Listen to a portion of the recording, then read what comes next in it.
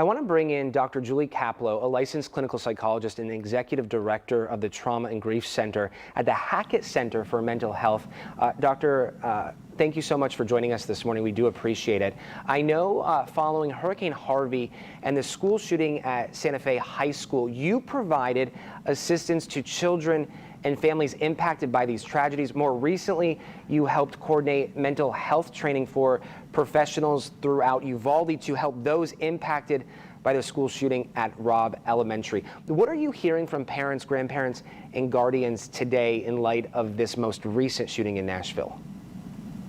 Thank you. I think that it's, first of all, normal and reasonable and expected that people will be much more nervous after something like this happens, even if it's in a different part of the country. And, we hear from parents all the time after incidents like this that their kids are worried about going to school.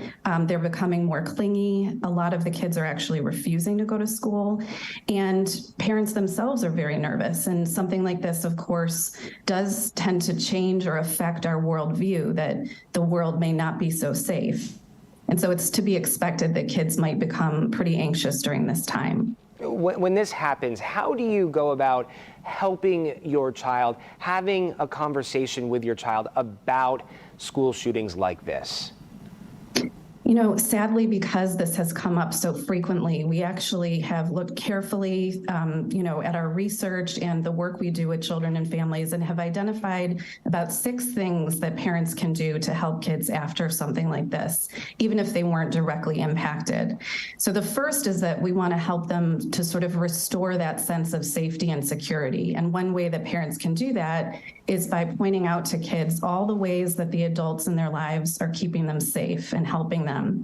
And also distinguishing between kid worries versus adult worries, that kids can focus on the things that they have control over, like their homework or who they're going to play with over the weekend, whereas the parents are the ones who really need to worry about their safety and making sure that they're protected.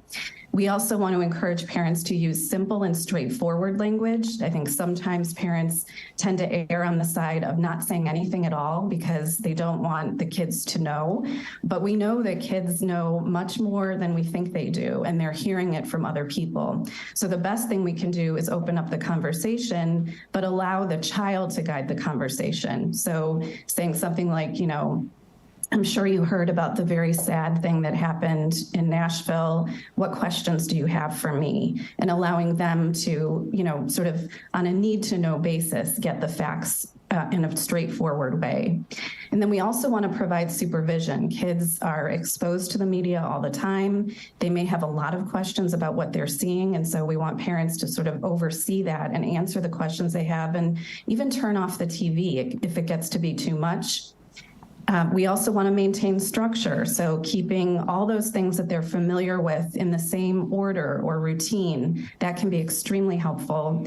Encouraging social support, being around friends and family can be extremely helpful and protective.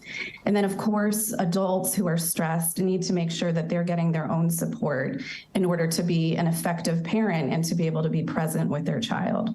And of course, this will look different depending on the age of your child. How you have that conversation, what you say during that conversation will all look different. I have one more question before I let you go. Does the conversation change when talking with a child who has experienced trauma for gun violence compared to that of children who have not yet had to endure such trauma? Absolutely. And, sadly, about 2/3 of U.S. Children will experience some form of trauma before they turn 16. Now, that doesn't mean that they've all been exposed to gun violence, but what we do know is that when there is a traumatic event that's being publicized, that can be a trauma reminder for any child who's experienced any form of trauma. And so what we want parents to do is to identify that, to know when their child might need more help if they are a child who has experienced either gun violence, domestic violence, any form of abuse. And parents can look for things like in younger children, being excessively clingy, not wanting the parent to leave the home, crying excessively, problems with eating or sleeping. For adolescents, we would look for things like more risk-taking behavior, also social withdrawal and not wanting to think about or talk about anything related to the event, or if they're having nightmares or any signs of post-traumatic stress. So those are all things that we want parents to be aware of, especially if a child has had a prior trauma. Yeah, being cognizant and being open with communication, it starts there. For more information and more tips, how can people connect with you or your institute? You can absolutely go to our website. It's just tagcenter.org. We have a virtual learning library that has resources for parents and caregivers of children who may have experienced trauma. We also have guidelines specifically about how to help kids after a traumatic event, even if the child wasn't directly impacted. So if they go to that website, they'll find all of those resources. And we also have information about where to seek help if you do have a child who's experienced trauma.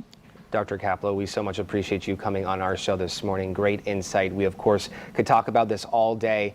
This will be the first of many conversations we have moving forward. We will put all of this information on our website as well, clicktohouston.com. Thank you very much. Thank you.